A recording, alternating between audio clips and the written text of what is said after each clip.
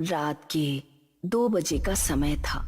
राजन अपने दोस्त अभिमन्यु के साथ मुंबई से दिल्ली अपनी कार से जा रहा था। अभिमन्यु लगातार 9 घंटे से ड्राइव कर रहा था। लगातार ड्राइव करने की वजह से उसे बहुत थकान महसूस हो रही थी। अभिमन्यु, मुझे लगता है कि हमें राजस्थान से शॉर्टकट होकर दिल्ली जाना चाहिए। 2 घंटे पहले ही पहुंच जाएंगे। और वैसे लगातार कार ड्राइव करते करते मेरी हालत खराब हो गई है और ऊपर से पेट्रोल भी बहुत कम हो रहा है। हाँ यार, यहीं कहीं आसपास पेट्रोल पंप भी नहीं दिखाई दे रहा, इसलिए कहता हूँ राजस्थान होते हुए शॉर्टकट ले ले। वहां पर जरूर कोई ना कोई पेट्रोल पंप हमें दिख जाएगा। अभिमन्यु ने गाड़ी राजस्थान की ओर जाने वाले हाईवे पर मोड़ ली। लगभग 1 घंटे बाद अर्जुन और अभिमन्यु तेजी से गाड़ी ड्राइव करते हुए माधवगढ़ के एक सुनसान गांव की ओर से गुजर रहे थे कि तभी उनकी नजर एक पेट्रोल पंप पर पड़ी। अचानक अभिमन्यु की कार झटका देते हुए रुक गई। अर्जुन की आंख लग चुकी थी। कार अचानक रुकने से अर्जुन नींद से जागते हुए बोला, क्या हुआ? अरे दिखाई नहीं दे रहा है क्या? सामने पेट्रोल पंप है और कार में सिर्फ इतना ही पेट्रोल बचा है कि ये 20 से 30 किलोमीटर दूर ही चल पाएगी। एक पल को तो मुझे लगा जैसे कि एक्सीडेंट हो गया हो। अरे कार मैंने नहीं रोकी अर्जुन, मेरी नजर ही इस पेट्रोल पंप पर पड़ी थी और कार अपने आप झटका देते हुए रुक गई। लेकिन जो भी हुआ अच्छा हुआ, पेट्रोल तो हमें कहीं ना कहीं से डलवाना ही था ना। अभिमन्यु और अर्जुन कार से बाहर निकल आए। उन्होंने देखा उस पेट्रोल पंप पर एक भयानक और अजीब सा सन्नाटा छाया हुआ था। अरे यार, यहाँ तो मुझे कोई नहीं दिखाई दे रहा। कहीं ये पेट्रोल पंप बंद तो नहीं पड़ा? यानी बंद तो नहीं है, क्योंकि सामने ऑफिस तो खुला है और लाइट भी जल रही है। और वो देख, इस पेट्रोल पंप के अंदर तो एक छोटा सा रेस्टोरेंट भी है, उसके अंदर की भी लाइट जल रही है। मगर मुझे लगता है कि उस रेस्टोरेंट के अंदर भी कोई मौजूद नहीं। अरे तो इसमें टेंशन वाली क्या बात है? अपने हाथों से पेट्रोल डाल लेंगे। इतनी रात में कौन देखेगा हमें?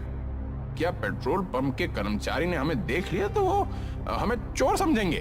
पेट्रोल पंप के आसपास इंसान तो क्या, एक चूहे का बच्चा भी नजर नहीं आ रहा।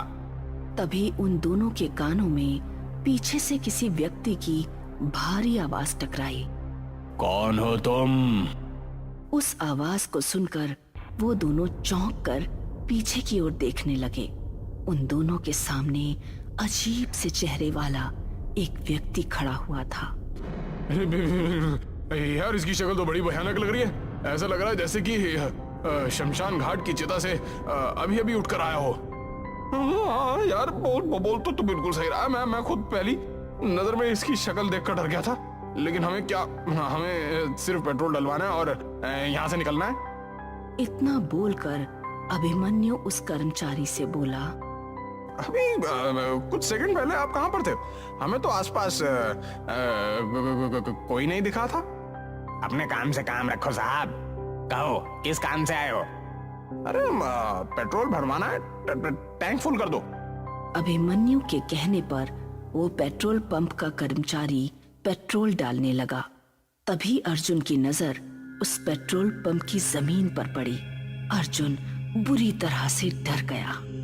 अभिमन्यु, अरे नीचे देख, ये तो खून के धब्बे हैं। तभी उन दोनों के कानों में उस कर्मचारी की आवाज टकराई। टैंक फुल हो गया साहब, अब आप लोग जा सकते हैं। वो कर्मचारी देखते ही देखते उन दोनों की आंखों के सामने से गायब हो गया। ये देखकर अभिमन्यु और अर्जुन की आंखें दहशत से फटी की फटी रह गई। अरे लगता है हम दोनों गलत जगह आ गए हैं। वो दोनों तुरंत कार के अंदर बैठ गए। अर्जुन ने अपनी कार हाईवे पर दौड़ा दी। अभिमन्यु को कार ड्राइव करते हुए 1 घंटे से ज्यादा हो गया था, मगर रास्ता था जो खत्म होने का नाम भी नहीं ले रहा था। तभी अचानक अर्जुन की नजर एक और पेट्रोल पंप पर गई। यार, ये पेट्रोल पंप हमें कुछ जाना पहचाना नहीं लग रहा। जरा गाड़ी रोक। अबे पागल हो गया क्या? हैं? हमें यहाँ से निकलना है, देखा नहीं तूने? कि किस तरह से वो पेट्रोल पंप वाला देखते ही देखते हमारी आंखों के सामने गायब हो गया था। अरे मेरी बात को समझने की कोशिश क्यों नहीं कर रहा? एक सेकंड के लिए गाड़ी रोक के तो देख। अर्जुन की बात सुनकर अभिमन्यु ने अपनी कार रोक दी। वो वही पेट्रोल पंप था जिस पेट्रोल पंप से वो लोग भागे थे। आंखें फाड़े उस पेट्रोल पंप को देखे जा रहे थे कि तभी उनके कानों में उसी कर्मचारी की आवाज टकराई। अरे तुम मुझे पेट्रोल के पैसे नहीं देकर गए थे साहब? उन दोनों ने जैसे ही खिड़की के सामने देखा तो वही कर्मचारी अपनी भयानक शक्ल लिए हुए उन दोनों को देख रहा था। कुछ ही पलों में अर्जुन और अभिमन्यु की चीख सन्नाटे को चीर गई। इस घटना के 3 महीने बाद शाम के 5 बजे एक कार तेजी से माधवगढ़ के हाईवे पर दौड़ रही थी। कार के अंदर 3 लोग सवार थे, करण, नंदिनी और विजय। वो तीनों पुलिस वाले थे जो 3 महीने पहले लापता हुए अर्जुन और अभिमन्यु की जांच कर रहे थे। कार विजय ड्राइव कर रहा था और विजय को ड्राइव करते हुए काफी देर हो गई थी। यार, पीछे हम पिछले 6 घंटे से इस हाईवे पर अपनी कार को दौड़ा रहे हैं, मगर यहाँ तो सन्नाटे और वीराने के अलावा कुछ भी नहीं है। अरे मेरी भी कुछ समझ नहीं आ रही है, आखिर ये अर्जुन और अभिमन्यु रात के इस वक्त इस सुनसान इलाके में कर क्या रहे थे? उनके मोबाइल की आखिरी लोकेशन इसी जगह के आसपास की है यार। नंदिनी, जो कि कार के पीछे वाली सीट पर नींद की झपकी ले रही थी, अचानक से बोली, पता नहीं वो लोग जिंदा हैं भी या नहीं। अरे कमोन नंदिनी, ऐसे नहीं बोलते। अभिमन्यु और अर्जुन जैसे भी थे, वो हमारे दोस्त थे। हाँ, 1 नंबर के रिश्वतखोर। अरे लोग मुझे आकर शिकायत करते थे उनके बारे में। तो तुम क्या चाहती हो? अगर वो दोनों रिश्वत लेते थे तो क्या उनकी छानबीन नहीं की जाए कि आखिर वो कहाँ लापता हो गए? क्या विजय ठीक कह रहा है नंदिनी? डिपार्टमेंट में हर दूसरा आदमी रिश्वत लेता है और हर कोई तुम्हारे जैसा ईमानदार नहीं होता। तभी कार बुरी तरह से झटका देती हुई अचानक रुक गई। विजय को ऐसा महसूस हुआ जैसे कि कार किसी अदृश्य वाहन या किसी दीवार से टकराई हो। विजय का शरीर पसीने से नहा उठा। करण और नंदिनी भी बुरी तरह से घबरा गए। क्या हुआ? कार किससे टकराई? नहीं नंदिनी, कार अचानक झटका देते हुए रुक गई। तभी करण की नजर एक पेट्रोल पंप पर पड़ी। यार, वो देखो सामने पेट्रोल पंप है। क्यों ना हम उस पेट्रोल पंप पर जाकर पूछताछ करें? करण सही कह रहा है विजय।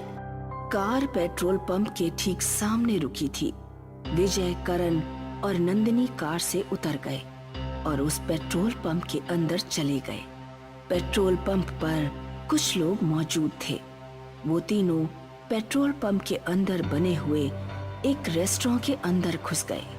रेस्टोरेंट के अंदर कुर्सियां मौजूद ना होकर चारपाइयां मौजूद थीं, जहां पर कुछ गांव के लोग बैठे हुए भोजन कर रहे थे कि तभी विजय नंदिनी से बोला, मैं अभी आता हूँ। मैं भी तेरे साथ चलता हूँ यार, थोड़ा हाथ मुंह भी धो लूंगा।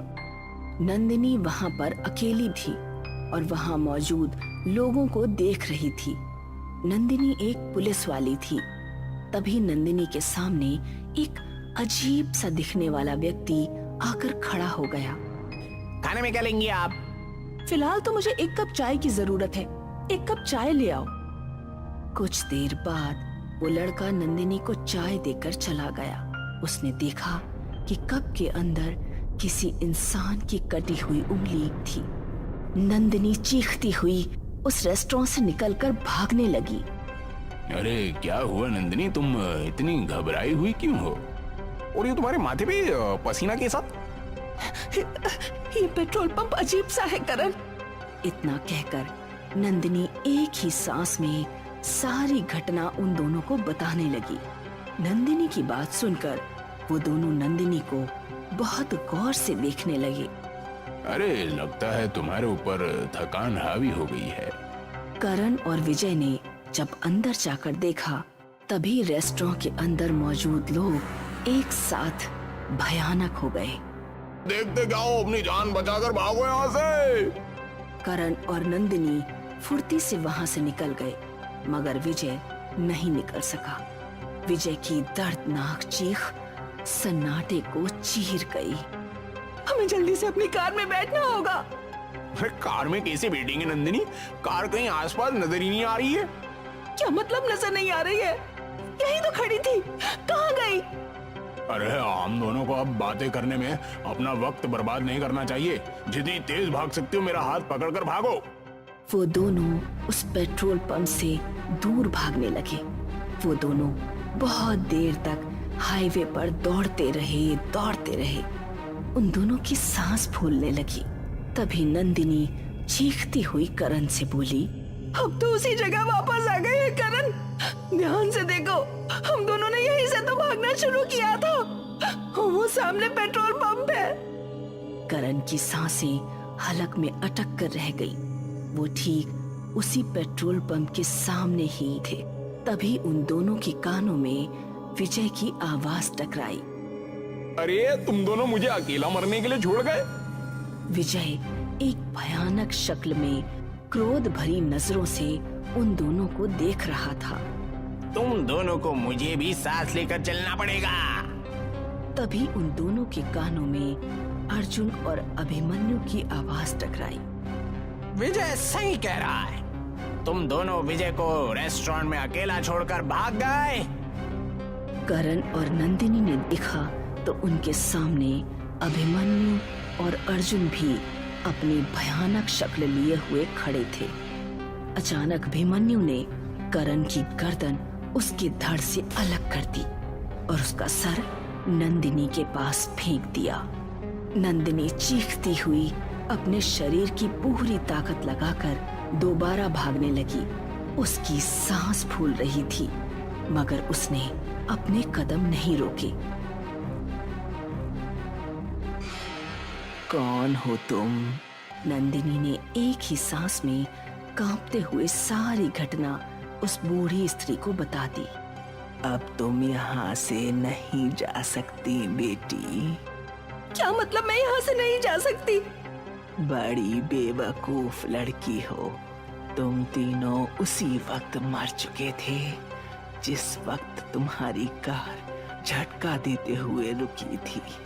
वो कार रुकी नहीं थी, बल्कि उस कार का एक्सीडेंट हुआ था। क्या बकवास कर रही हो तुम? कार का एक्सीडेंट कैसे हो सकता है? बूढ़ी स्त्री नंदिनी का हाथ पकड़कर वो एक कार के पास ले आई। गौर से देख इस कार को लड़की, ये किसकी कार है? नंदिनी उस कार को फटी फटी आंखों से देखने लगी। वो कार उसी की थी। उसने देखा उसकी विजय और करण की लाशें पड़ी हुई थी। तुम तीनों की मौत यही हो गई थी। इस पेट्रोल पंप को देख रही हो? ये हॉन्टेड पेट्रोल पंप है, भूतिया पेट्रोल पंप। इस पेट्रोल पंप पर जो भी आता है हमेशा यहीं पर कैद होकर रह जाता है, और यहाँ जो भी वाहन आते हैं अदृश्य हो जाते हैं। तुम्हारी कार किसी एक अदृश्य वाहन से टकराई थी। अगले